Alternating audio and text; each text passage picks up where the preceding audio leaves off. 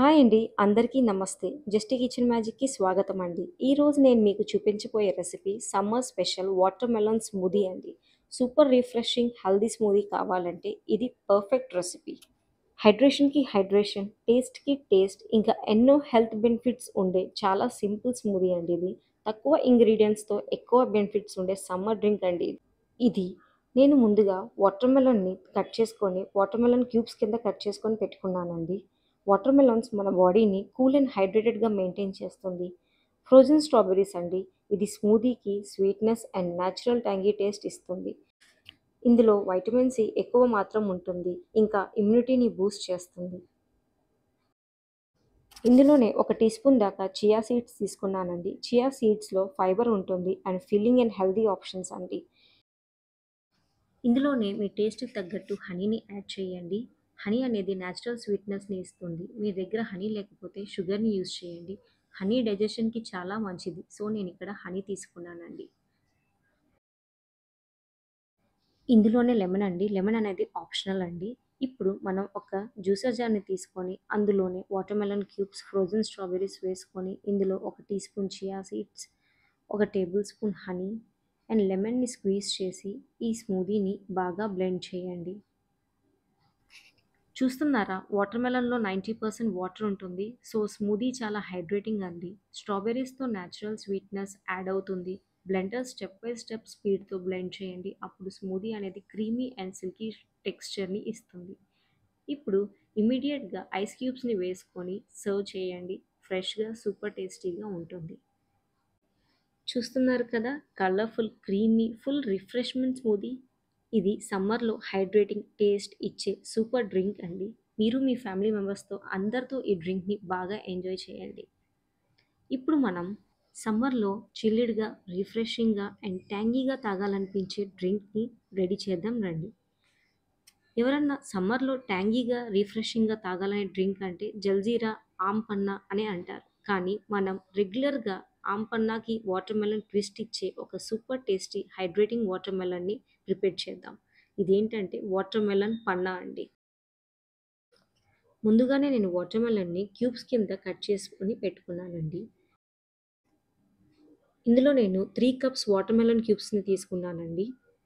1 table spoon జీరా, ఇందులోనే half teaspoon మిరియాలు, ఇందులోనే half cup sugar, half teaspoon Kashmiri లాల్ మిర్చి.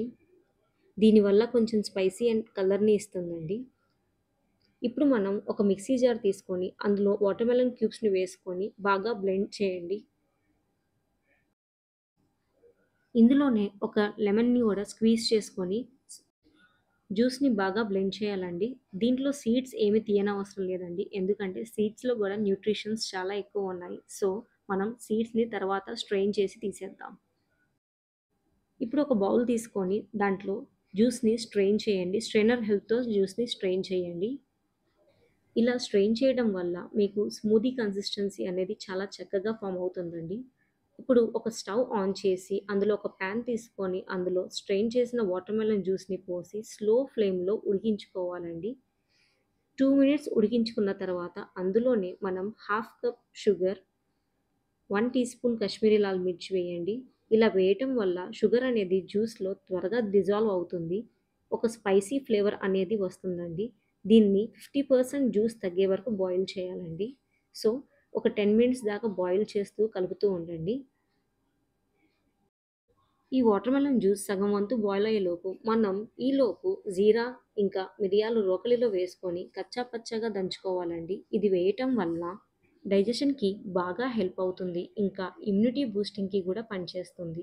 ఇప్పుడు సైడ్‌ని ఆనుకున్న వాటర్‌మెలన్ మొత్తాన్ని నీట్‌గా స్క్రాప్ చేసి అందులో half teaspoon black salt, half teaspoon salt, already పక్కన పెట్టుకున్న జీరా మిరియాల పొడి, హాఫ్ టీ స్పూన్ ఏసి బాగా మిక్స్ చేయండి.